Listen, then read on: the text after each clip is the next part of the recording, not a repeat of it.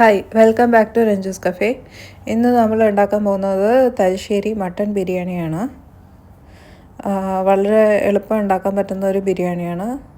ഇതിൽ ഒരു ഗരം മസാല മാത്രമേ യൂസ് ചെയ്യുന്നുള്ളൂ, വേറെ മസാലകളൊന്നും യൂസ് ചെയ്യുന്നില്ല. അപ്പോൾ ആദ്യം നമുക്ക് ഗരം മസാല എങ്ങനെയാണ് ഉണ്ടാക്കേണ്ടത് നോക്കാം. ആദ്യം ഒരു പാൻ ചൂടാക്കുക. അതിലേക്ക് 2 ബേ ലീഫ്, പിന്നെ 10 ഗ്രാമ്പു, 10 ഏലയ്ക്ക, പിന്നെ ഒരു 2 കഷ്ണം സിനമൺ സ്റ്റിക്ക്, പട്ട, പിന്നെ ഒരു 2 ടീസ്പൂൺ പെരുംജീരകം, 2 തൊട്ട് 3 ടീസ്പൂൺ, പിന്നെ ജീരകം, സാധാരണ ജീരകം 1 ടീസ്പൂൺ, പിന്നെ പെപ്പർകോൺസ്, കുരുമുളക് ഒരു 3 ടീസ്പൂൺ, പിന്നെ മുഴുവൻ മല്ലി ഒരു 3 ടീസ്പൂൺ,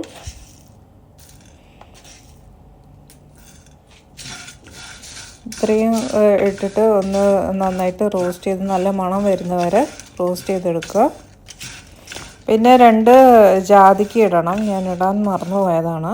2 ജാതിക്ക ഇടുക, എന്നിട്ട് നന്നായിട്ട് റോസ്റ്റ് ചെയ്തെടുക്കുക നല്ല മണം വരുന്ന വരെ.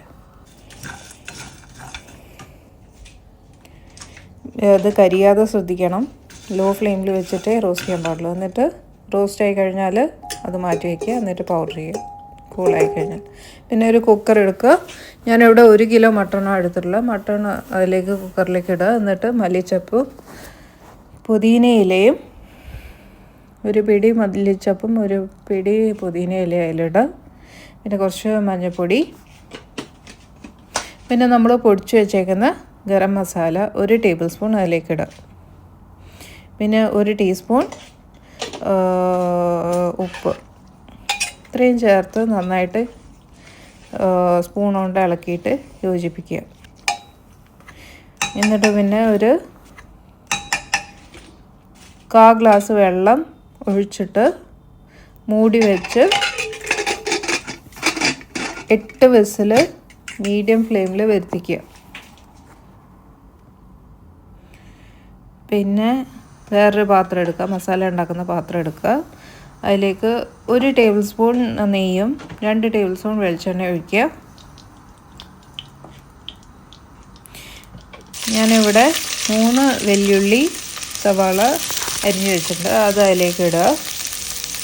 എന്നിട്ട് അത് നന്നായിട്ട് ഒന്ന് വഴണ്ട് വരുന്നവരെ സോട്ട് ചെയ്യുക, ട്രാൻസ്ലൂസൻ്റ് ആവുന്നവരെ.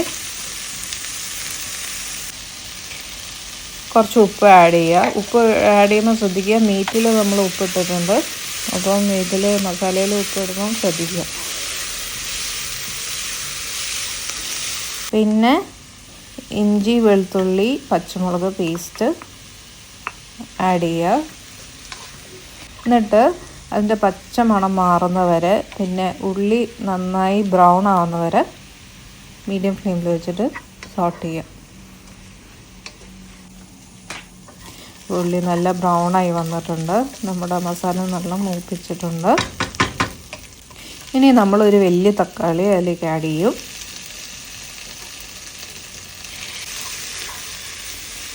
ആ തക്കാളി നല്ല സോഫ്റ്റ് ആവുന്ന വരെ സോട്ട് ചെയ്യുക.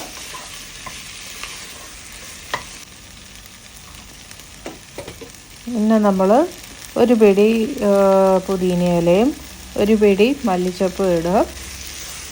എന്നിട്ട് വീണ്ടും സോട്ട് ചെയ്യുക. എന്നിട്ട് പിന്നെ ഗരം മസാല ഒരു 1/2 ടീസ്പൂൺ മതിയാവും. ഞാൻ 1/2 ടേബിൾ സ്പൂൺ ഇട്ടിട്ടുണ്ട്. മട്ടൺ കുറച്ചൊരു മുഴുപ്പുള്ള മട്ടൺ ആയതുകൊണ്ട് ഗരം മസാല കുറച്ച് അധികം ഇട്ടിട്ടുള്ളൂ. നിങ്ങളുടെ ടേസ്റ്റിനനുസരിച്ചിട്ട് ചേർക്കാം ഗരം മസാല. എന്നിട്ട് 1 ടേബിൾ സ്പൂൺ കേർഡ് ഒഴിക്കുക. വീണ്ടും സോട്ട് ചെയ്യുക.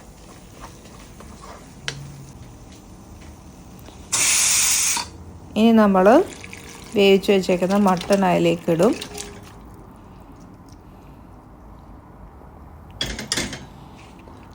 എന്നിട്ട് അത് ഒരു മീഡിയം ഫ്ലെയിമിൽ കവർ ചെയ്യാതെ സിമ്മർ ചെയ്തെടുക്കുക ഒരു 30 മിനിറ്റ്. നമ്മളുടെ മസാല നല്ല വെള്ളമൊക്കെ വറ്റി നല്ല കട്ടിയാവുന്നവരെ സിമ്മർ ചെയ്തിട്ട് അടച്ച് വയ്ക്കരുത്, സിമ്മിൽ വെച്ചിട്ട് ഇതാക്കിയെടുക്കുക, കുറുക്കിയിട്ടെടുക്കുക.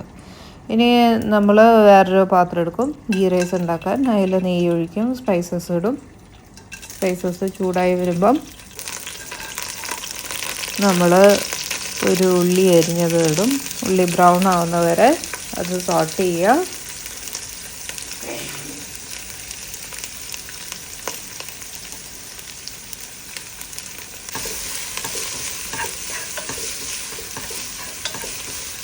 ഉള്ളി ബ്രൗൺ ആയി കഴിഞ്ഞാൽ ഞാനിവിടെ കൈമേരി കഴിക്കുന്നു. കൈമേരി 30 മിനിറ്റ് കുതിർത്തി വെച്ചതാണ് കഴുകിയിട്ട്. എന്നിട്ട് അത് ഡ്രൈ ആവുന്നവരെ ഞാൻ ഇവിടെ 3 ഗ്ലാസ് കൈമേരി യൂസ് ചെയ്തിട്ടില്ല. അതിന് ഒരു 5 ഗ്ലാസ് വെള്ളം, ചൂടുവെള്ളം ഒഴിക്കുക. എന്നിട്ട് ആവശ്യത്തിനുള്ള ഉപ്പും കൂടെ ചേർക്കുക.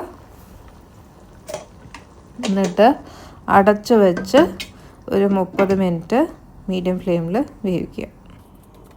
ഇനി നമുക്ക് ദമ്മിടാം. നെയ്ച്ചോറ് റെഡിയായി. നെയ്ച്ചോറ് കുറച്ച് അടിയിലിടുക, കുറച്ച് നെയ്യിടുക, പിന്നെ മസാല ഇടുക, പിന്നെ വീണ്ടും നെയ്ച്ചോറ് ഇടുക. എന്നിട്ട് പിന്നെ കിസ്മിസും അണ്ടിപ്പരിപ്പും മുന്തിരിയും പിന്നെ മല്ലിച്ചപ്പും പുതിനയും പിന്നെയും മസാല ഇടുക, പിന്നെ റൈസ് ഇടുക. അങ്ങനെ ലെയർ ചെയ്തിട്ട് കൊണ്ടുവരിക.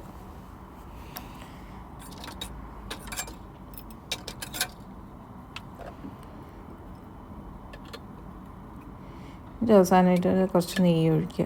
എന്നിട്ട് ഒരു ഫോയിൽ പേപ്പർ വെച്ചിട്ട് മൂടുക. എന്നിട്ട് ഒരു കല്ലിൻ്റെ മുകളിൽ വെച്ചിട്ട് 30 മിനിറ്റ് ഏറ്റവും ലോ ഫ്ലെയിമിൽ ദമ്മിട്ടിട്ട് എടുക്കുക. അപ്പം 30 മിനിറ്റ് കഴിഞ്ഞു. നമ്മുടെ ബിരിയാണി റെഡി ആയിട്ടുണ്ട്. ഇതാണ് നമ്മുടെ തലശ്ശേരി മട്ടൺ ദം ബിരിയാണി. അപ്പോൾ എല്ലാവരും ട്രൈ ചെയ്ത് നോക്കുക ഈ വീക്കെൻഡ്.